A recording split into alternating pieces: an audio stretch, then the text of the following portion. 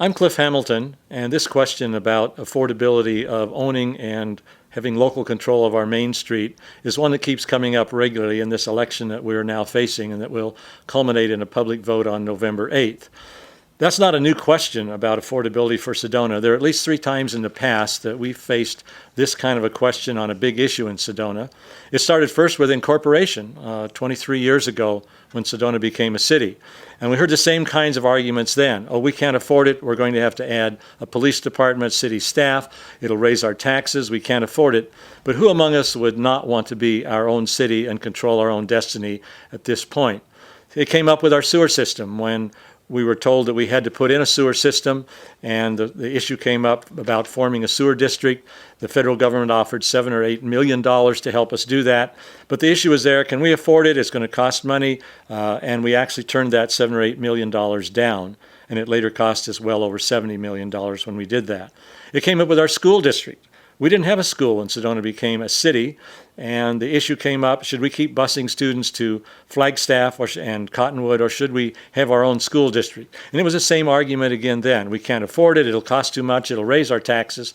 But again, who among us would say we shouldn't have our own schools here in Sedona? We're proud of those schools, and we're proud of our city, and we're proud of how we handle things here.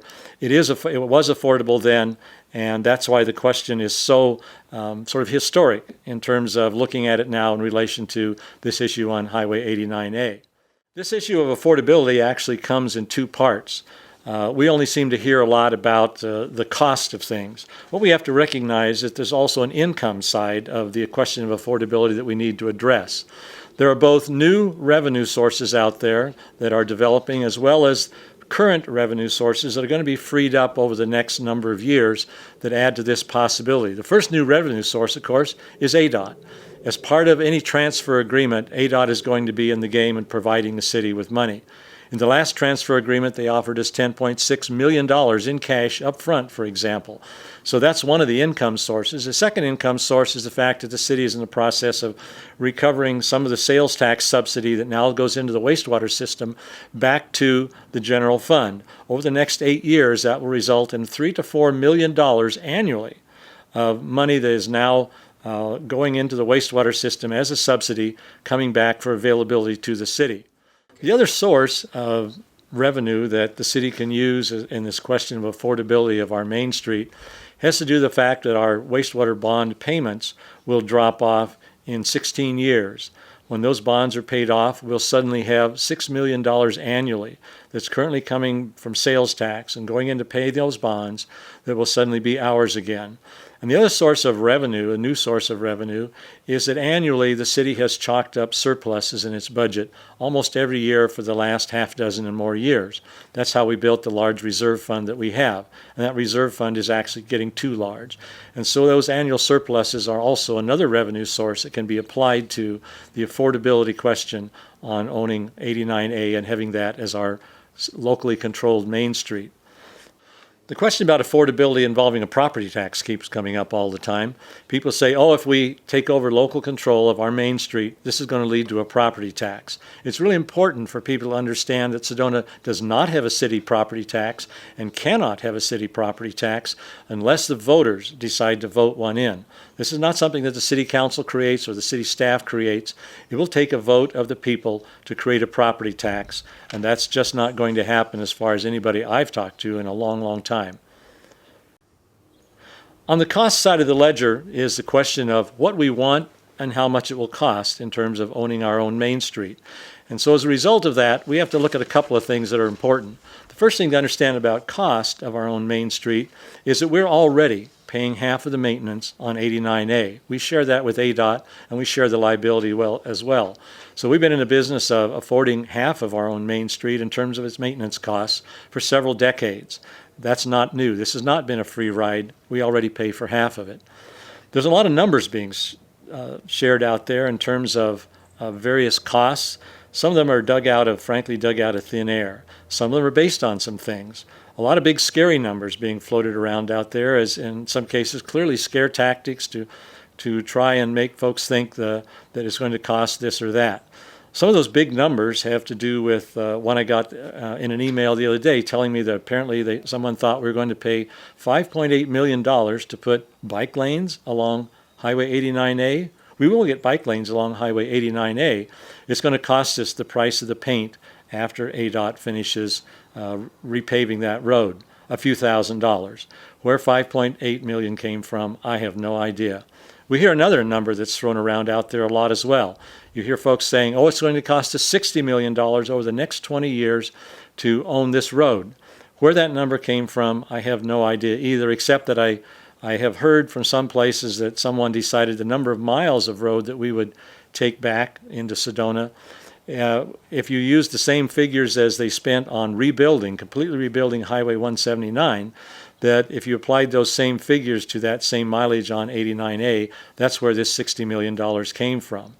Somebody forgot to remember that we didn't have anything to do with adding, and 89A won't have anything to do with adding big retaining walls, bridges, new sidewalks, completely new road beds, taking down the sides of mountains, and all the things that went into rebuilding Highway 179. It's just simply preposterous to think that comparing the costs of 179 and 89A are anywhere close to being the same. 89A is a straight road. It doesn't have any of those kinds of things going on that we did on 179, and obviously its price of owning and maintaining is going to be an awful lot cheaper. It's important for everyone to understand that we already share the maintenance costs of 89A with ADOT, and we share the liability with ADOT on that road as well.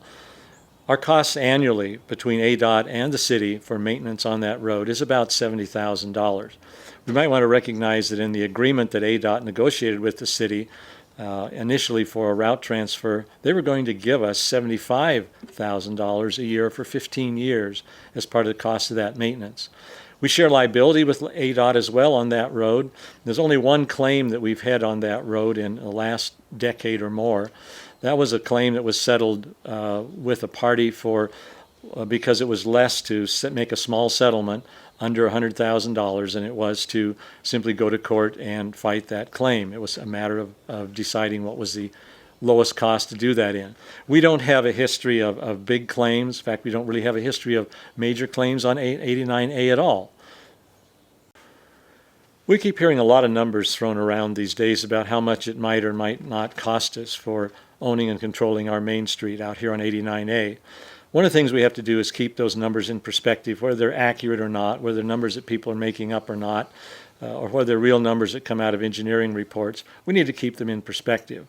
For example, over the next 20 years, it's going to cost us somewhere around $600 to $700 million at least to operate our city. But that's a number we'll plan for and budget for just like we do right now. But taken alone, that's a great big scary number, and we could say, gee, we shouldn't be a city, we should go back and unincorporate and be done with it, because that's a big scary number. But in perspective, it's not at all. It's just what we do every year. You know, our fire department, our school are also large numbers. If we talked about how much the community would pay for those, $300 million probably over the next 20 years to operate our fire department, somewhere close to that to operate our school system over the next 20 years. Those are all paid by the community. They're numbers, again, that are budgeted for and planned for on an annual basis. And they could sound really big, scary numbers, but we're not going to abandon our school system just because that sounds like a big, scary number. And we shouldn't abandon the notion of owning and controlling our own main street just because it might cost us a few $1,000,000 to do that. In perspective to what we pay every day in managing and budgeting for our city, they're really not that big at all. 2 years ago, for example, the city started a process of recovering money back from our wastewater system that was part of sales tax being used to subsidize that system. We were subsidizing our wastewater system with 46% sales tax, and only the other 54% was being paid for by those who used the system. The city started a process of recovering that back, and over the next 8 years from now, we'll have about $3 to $4 million of additional revenue coming into the city as a result of taking that subsidy to our wastewater system from 46% down to 20%. That system's supposed to be an enterprise system, meaning that it's self-supporting with the fees that it collects. It hasn't been, but the process for recovering that money has started, and that's money that will be freed up and available for the city to use for other things. Part of it certainly could go to owning and controlling our own Main Street.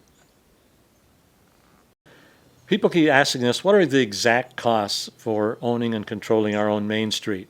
And the fact is that while we have estimates what various components of that road might cost, we don't fully know because we as a community have not gotten together and decided what we want that road to become, how we want it to feel, how we want it to function. And when we as a community get together and decide that, we can look at that menu of options and costs that we already have a pretty good handle on and decide what we can afford, when we can afford it, and how soon we want to put it in place.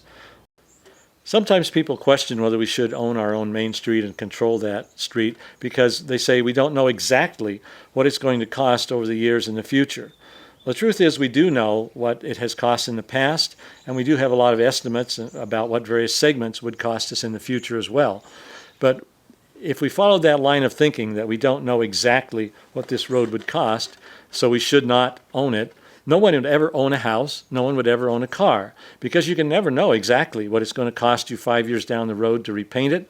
You don't know what tires are going to cost you 3 years from now. You don't know what the price of gas will be next year exactly, but you have a pretty good idea. And so we go out and buy houses and cars and do those kinds of things all the time. And the city's no different. We budget for them at home when we're talking about cars and houses. We budget for those kinds of things in the city as well. And we plan for them. We have a revenue stream coming in to weigh that against, and we do it every day. So owning a road and owning a house and a car are really a pretty good similar comparison. Currently, Highway 89A is really a road that divides us. It separates Uptown and 179 from West Sedona because those two areas are really so very different.